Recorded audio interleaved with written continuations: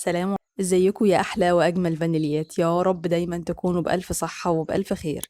باذن الله النهارده هنعمل مع بعض تزيين تورتة خطوبة ارتفاع عالي عالي. كان ارتفاعها حوالي 54 سنتي، فكانت حاجة عالية قوي. طبعا هسيب لكم كل المقادير في صندوق الوصف. كمان المقاسات استخدمت فيها مقاس 24 للدور الاول، واستخدمت مقاس 16 للدور التاني. تعالوا بقى مع بعض نشوف التكنيك والتزيين.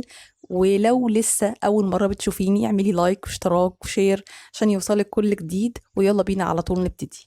اول حاجة هنا معايا الكيك اللي عندي مقاس 24. بدأت اغلف الكريمة، طبعا هسيب لك برضو مقادير الكريمة تحت في صندوق الوصف، لا تقلقي، بس عشان ما نطولش مدة الفيديو. بدأت هنا أشطب كده في وش الكيك الأول زي ما احنا متعودين دايما، السطح الأول بالسباتيولا عن طريق الفرد كده، وبعدين الجوانب.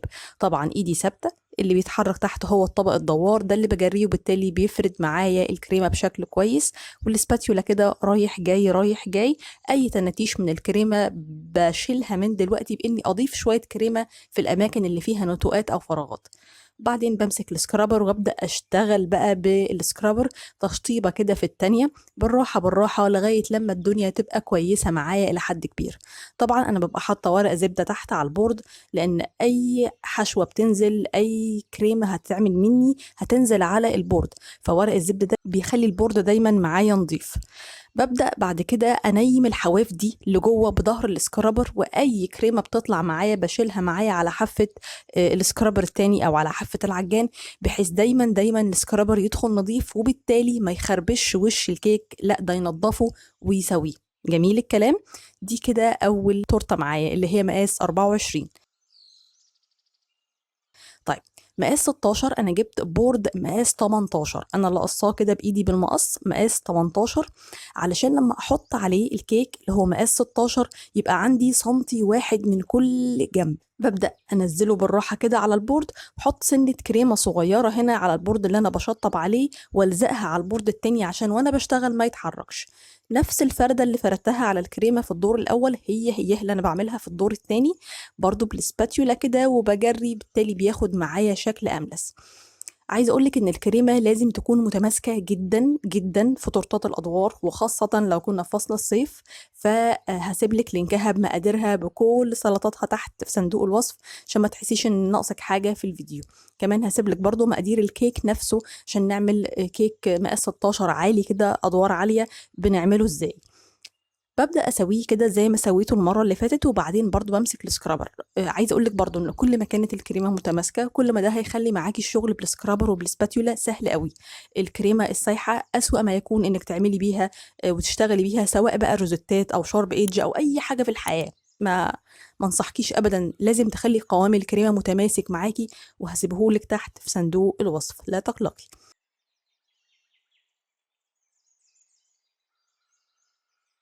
وبعدين بدأت أمسك برضو السكرابر الصغير بقى وأدخل لجوه كده عشان آخد كل الزوايا اللي طالعة، وهو ده اللي بيعمل لي حافة الشارب ايدج أو الزاوية الحادة من فوق ومن تحت.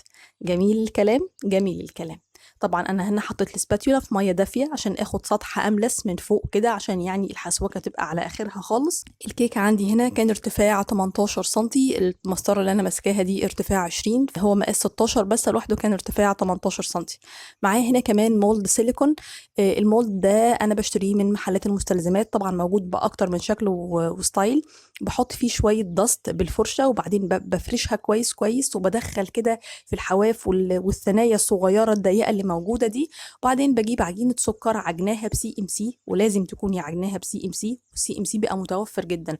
طب ما فيش سي ام سي هعمل ايه؟ هحط نشا، بس هحط نشا كتير قوي، واعجن كويس جدا وابدا اشتغل. وبسيبها حوالي نص ساعه في المولد اللي معايا ده، علشان لما اخرجها ما تتشدش وما تتمطش معايا. وبسكنها كويس في المولد، يعني بدخل كويس قوي قوي، مش بس بستكفي بكده، لا كمان بعدي عليها بالمردنه عشان تلزق كويس قوي قوي، فتاخد كل الضغط وتاخد كل النقشه. كمان بشيل الزوايد بالكتر اللي معايا او بسكينه اي حاجه، بس عشان اخد ما يبقاش فيها تناتيش طالعه. كمان في الحليتين اللي جوه هعمل نفس الستايل، هدهن برضو وهحط برضو عجينه سكر عشان دي برضو ليها استخدام معايا.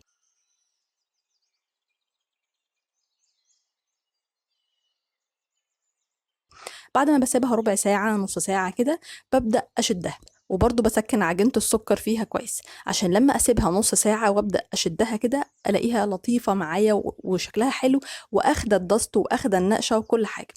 هنا كمان جبت عجينة سكر وعملتها على شكل مربع شوية، يعني بإيديا كده ببدأ أظبطها، باجي من كل زاوية وبعمل زاوية كده وببدأ أشد بصباعيني وبشد، بصنفر من فوق وبصنفر من الجناب، يعني بفضل أنعمها كده من كل الزوايا بس بصابعيني من كل زاوية وبشد، فبتبدأ تعمل معايا الأربع زوايا أو الأركان اللي انتوا شايفينها دول.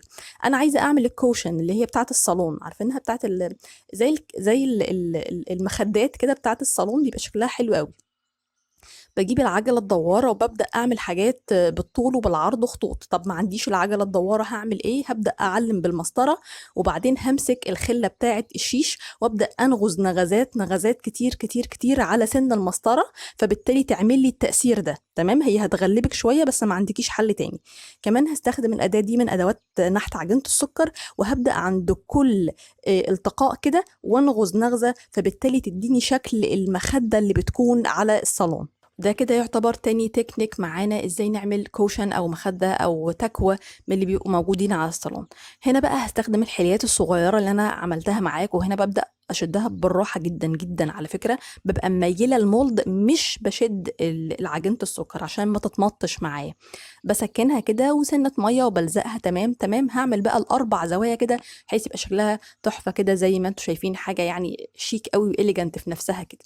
كمان سيور رفيعة قوي من عجينة السكر ببرمها، بعملها زي الضفيرة عن طريق البرم كده، وبعدين بقفلها كده شوية واشيل الزيادات. ابدأ بقى ابرمها حلوة، الاقيها اتقفلت معايا من الزاوية كده علشان اعمل شكل الدبلة، عشان هعمل دبلتين، واحدة باللون الذهبي والتانية باللون الفضي، واحدة للعريس وواحدة للعروس، دي الذهبي، وهعمل التانية باللون الفضي. وبعدين دول اللي انا هحطهم على الكوشن فوق، على اساس ان الدبلتين دول يعني معمولين كده على المخدة او متقدمين كده على المخدة. هنا كمان وانا بشيلها بصي انا مش بشدها خالص، انا بميل المولد فبتطلع معايا بالشكل التحفة اللي انتوا شايفينه ده، بتبقى اخده طبعا كل تفاصيل المولد. المولد ده كان من جروب رشا حسن، لو عملت سيرش على الفيسبوك هتلاقوه ان شاء الله بكل سهولة. هنا كمان هحط شوية دست في الغطا كده، وهحط عليهم شوية مية صغيرين.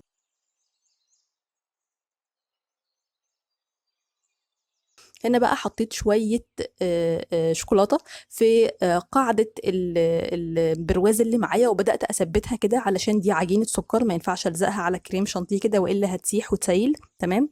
هنا بقى هعمل ستايل على الجدار بتاع التورتة اللي عندي، سواء المقاس الكبير أو المقاس الصغير. هعمل تناتيش كده عشوائية.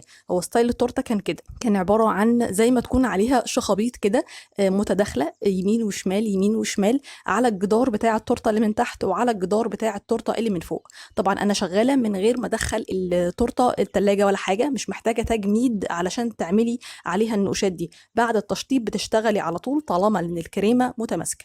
جميل الكلام. جميل الكلام. مش بفضل على فكره ان انا ادخلها التلاجة، لان ممكن نتشه من دي تخلي الكريمه تتنتش معايا لو هي كانت في التلاجة اصلا.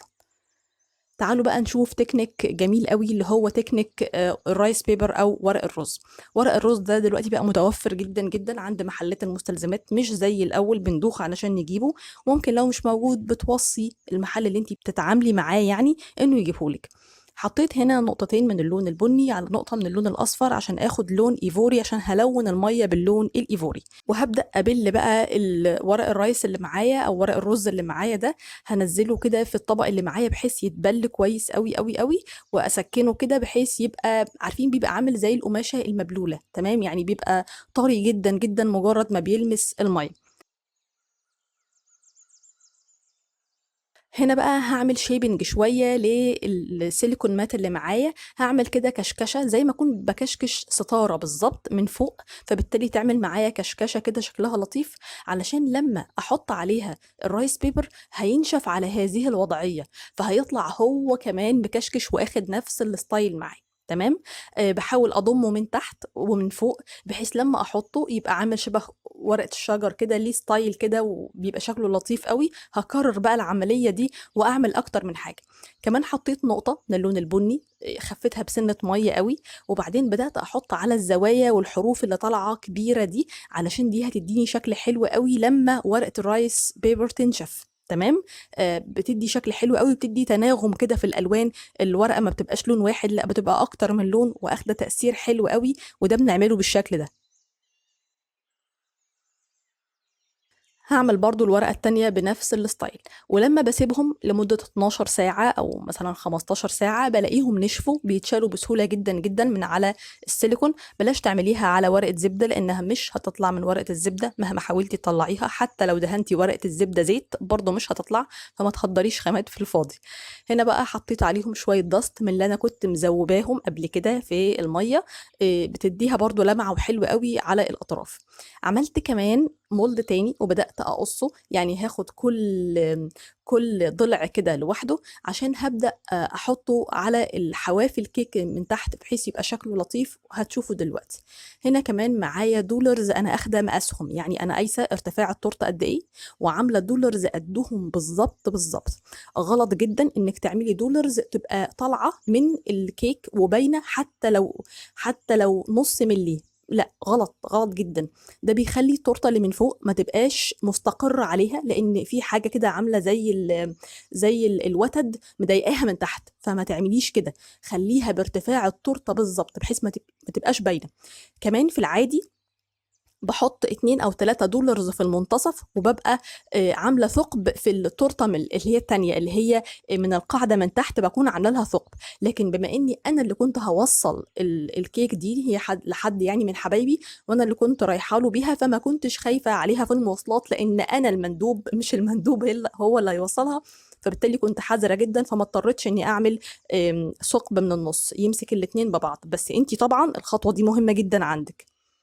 كمان بدأت أحط عليها الأضلاع اللي أنا وريتها لكم لما كنت بقطعها، عشان تعمل كده فريم من تحت أو زي الإطار ماسك الشكل ده. كمان أخدت الكوشن اللي معايا وحطيتها في تحت كده في خلة عشان تثبت على الكيك من فوق، وحطيتها وهحط عليها كمان الدبلتين. كمان عملت التوبر مكتوب عليه مبروك الخطوبة وحطيته. كمان هزين بسنابل قمح. تقدري كمان تزيني بالهيش، الهيش ده عامل زي سنابل القمح وطالع موضة برضو قوي، بس انا مش بفضله لان الهيش ورقه بيقع بسهوله قوي على الكيك، فما بيبقاش احلى حاجه يعني. سنابل القمح بتبقى محتفظه بشكلها قوي. كمان بدات احط في الخلفيه الرايس بيبر من الجنب ومن فوق، اداني كده لون حلو قوي في الخلفيه. حتى القطع اللي اتكسرت منه حطيتها قدام، كان شكلها في منتهى الجمال. كانت التورته زاهيه وحلوه جدا جدا جدا. اتمنى التورته تعجبكم. لو عجبتكم لايك وشير عشان يوصلكم كل جديد، وصباحكم دايما زي الفل. وطبعا تحت امركم في اي سؤال، هسيب لكم كل تفاصيل التورته بالمقاسات بالمقادير تحت في صندوق الوصف. نورتوني شرفتوني.